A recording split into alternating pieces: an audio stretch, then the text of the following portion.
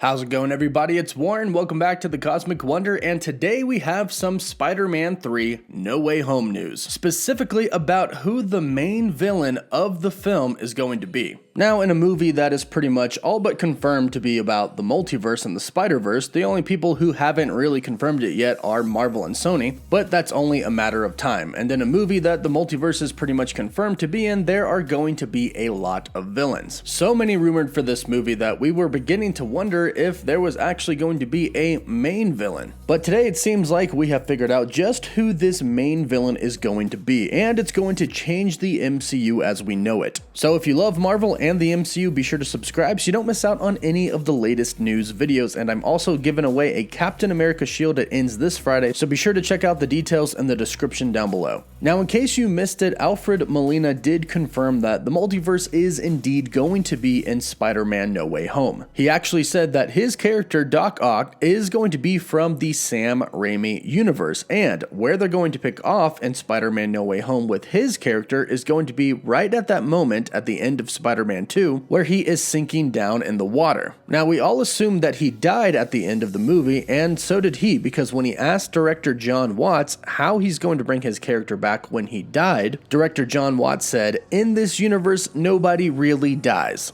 And this is very important to know for the main villain, because the main villain right now is said to be the Green Goblin, Norman Osborn. We have had plenty of leaks talking about how Norman Osborn is going to be the main villain of Spider-Man No Way Home, and just yesterday Daniel RPK said that Willem Dafoe is going to be more than a cameo. Now, at this point in time, it's unclear on whether or not Willem Dafoe's character is simply going to come back to the MCU, switch universes, and become the main villain of our main universe, or if there's going to be another Norman Osborn in our main universe and the other one's going to come over, and perhaps the two of them could even team up. Now, again, Norman Osborn from the Sam Raimi universe died in the very first Spider-Man, but as John Watts said, nobody really dies in this universe. And one of the leaks that we've actually heard is that the multiverse is kind of shattering not just in our universe, but in all of the universes. Many different realities are shattering, and one of the realities that is shattering is the Sam Raimi universe. And what the plot leak said is that Norman Osborn from the Sam Raimi universe is trying to communicate with other realities, other universes.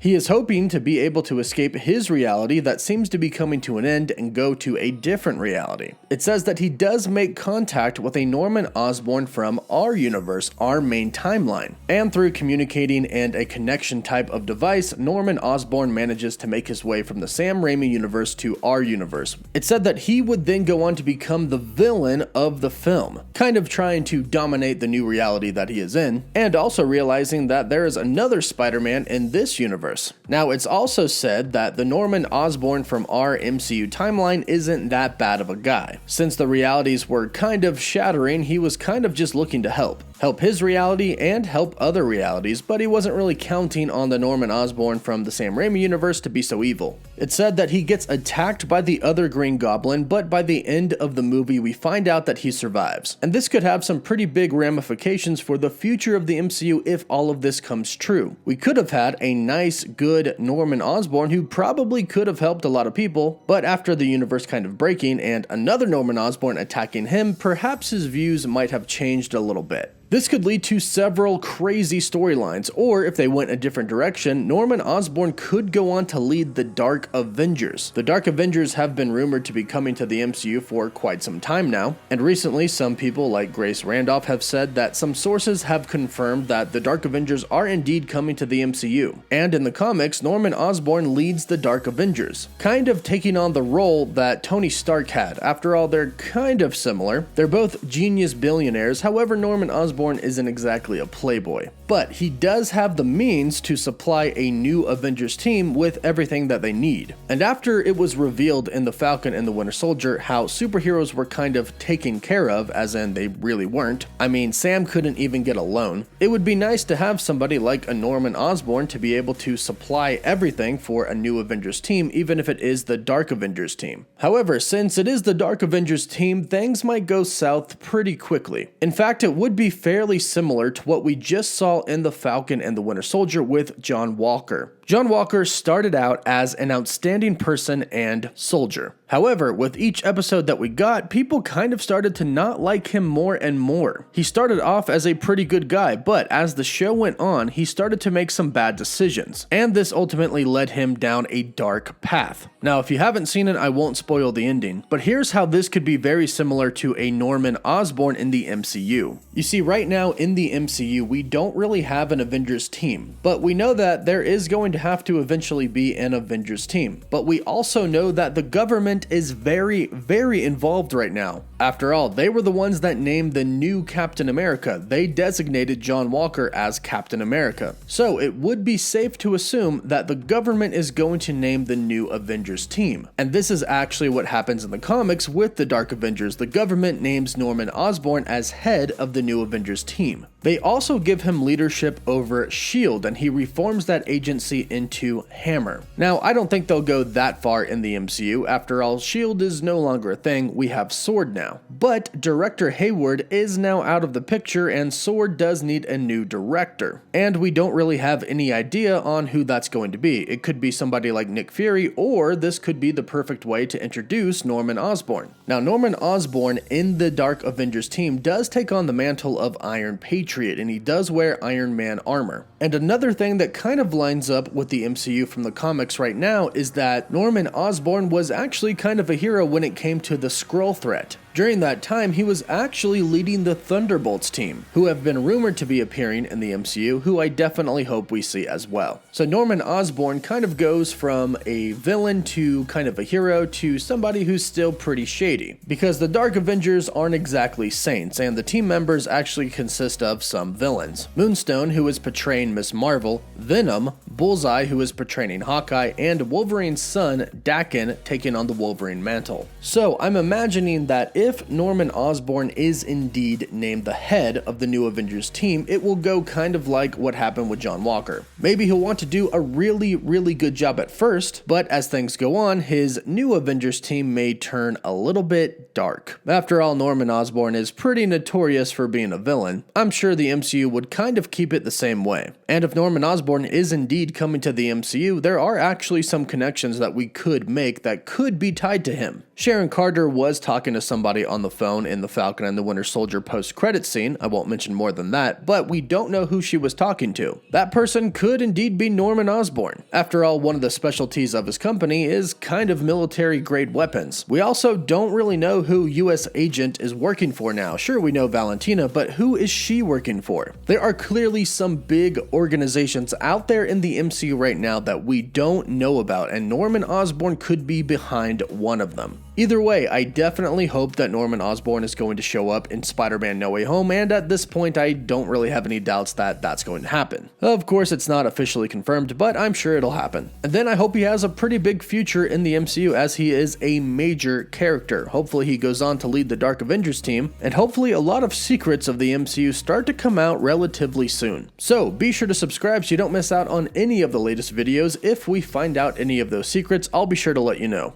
In the meantime, let me know your thoughts about this in the comments down below. Do you think the Green Goblin would be a good villain for Spider-Man No Way Home? And do you think Norman Osborn should go on to be a key character in the MCU? Let me know down below. Don't forget to like the video, and for live updates, you can follow me on Instagram and Twitter. As always, thank you all so much for watching.